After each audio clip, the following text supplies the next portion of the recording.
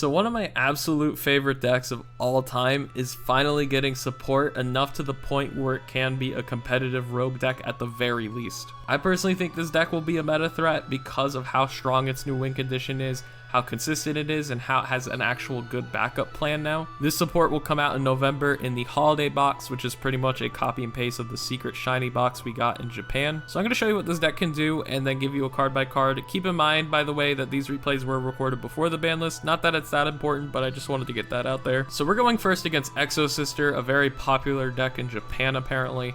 So we have the Mayakashi Return and the Foolish Burial. We're going to activate Foolish Burial first to send Yuki-Musume to the graveyard. She's a really great extender for the deck.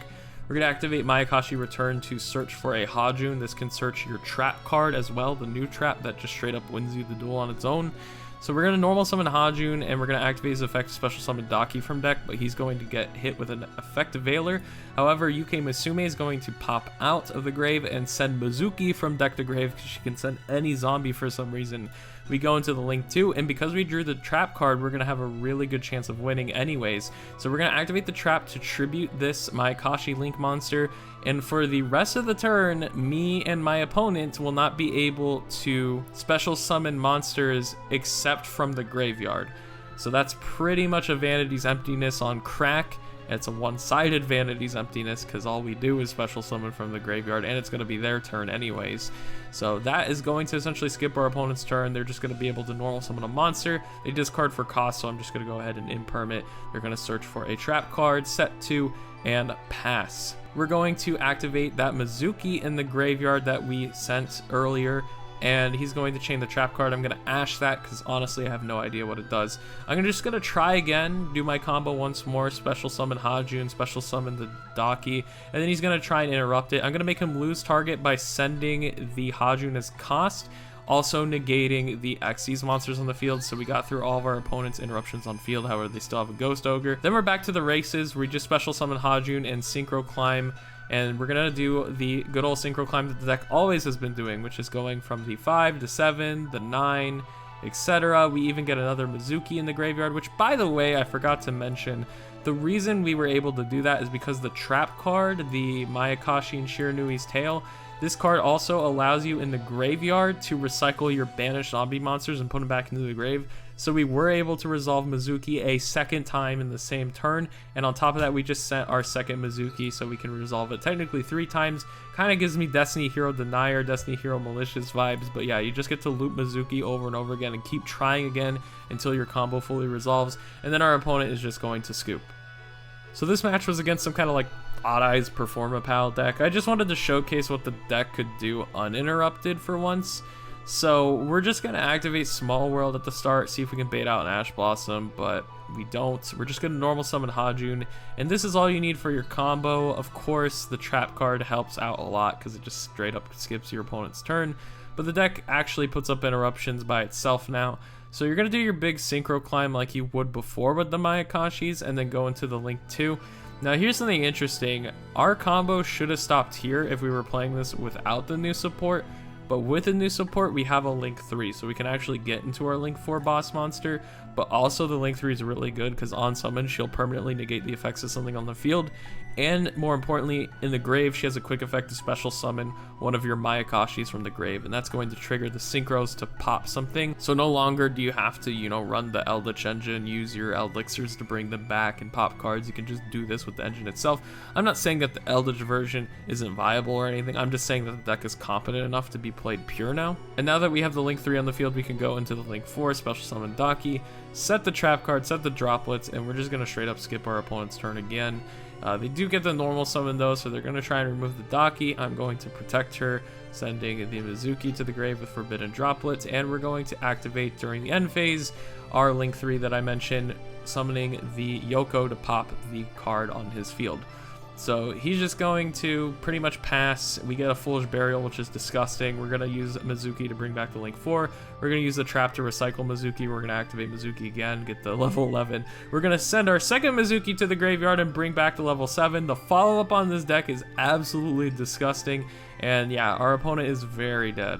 This match was funny. We're playing against Volcanic, very rare deck to see nowadays, but I wanted to show what the deck can do without the Mayakashi trap card. So We're going to activate the Mayakashi Return to get our play starter. We have the extender with Yuki-Musume in the hand. We're going to normal summon Hajun, go into Dakki, special summon the Yuki, and Yuki's going to send Mezuki to the graveyard, just give us a backup plan if things go south.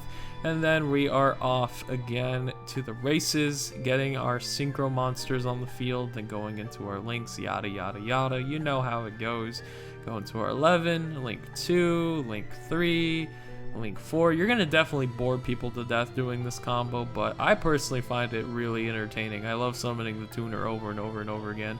Then we're going to go into the link 2 because, like, why not get a free body on the board and set the infinite impermanence. Now our opponent's going to go Foolish Burial Goods, send the Blaze Accelerator, reload, and nuke our field, and this just shows like how competent this deck is. Like, if it gets board wiped, it genuinely doesn't give a shit because we have so many grave effects. So he's gonna normal summon his Firestorm guards. We're gonna effect Veiler that. He's gonna swing at us, and the main phase 2, we're gonna activate the link 3, special summon the Tengu, who can pop a back row, so we pop the other Blaze Accelerator reload, and then he's going to surrender. Now I know that wasn't like the most competitive deck that we played against, but I just wanted to show like what the deck does if it doesn't draw the trap card. Now admittedly, Mayakashis are pretty bad at going second by themselves, but they make up for it by having a ton of space in the deck, so you could just play a million hand traps. Plus they synergize with Small World, which can search out your starters by banishing your hand traps, so it just works really well. So we're going to be playing against Branded. I think we're actually playing against a structure deck, funny enough.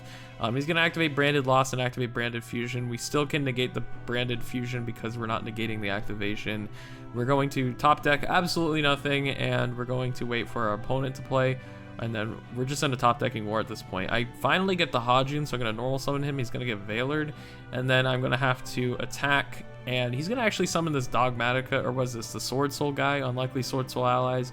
We're going to set some cards down and pass. He's going to attempt to activate Kit. That's obviously not going to happen with our 1 Imperm, 3 Veilers, and 1 Droplet. He's going to swing over our Hajun and swing at us again. And then our top deck is, fortunately enough, another Hajun.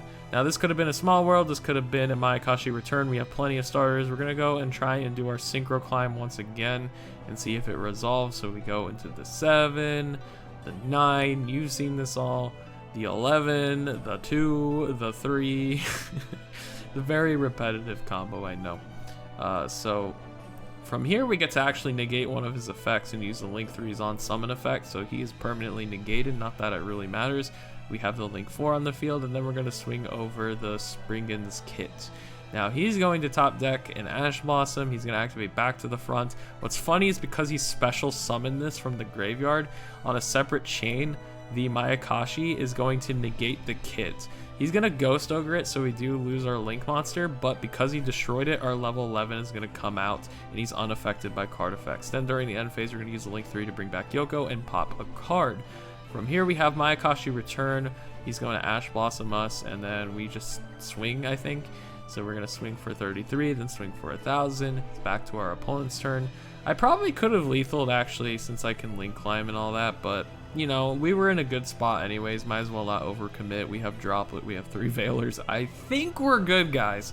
And then he's gonna quit. So here's the deck list that I was playing today. I'll have all the card names in the description below, so if you want to play it yourself, you are more than welcome to. Just keep in mind that a lot of things can change when this deck actually comes out, because we do have a while and new products going to be releasing.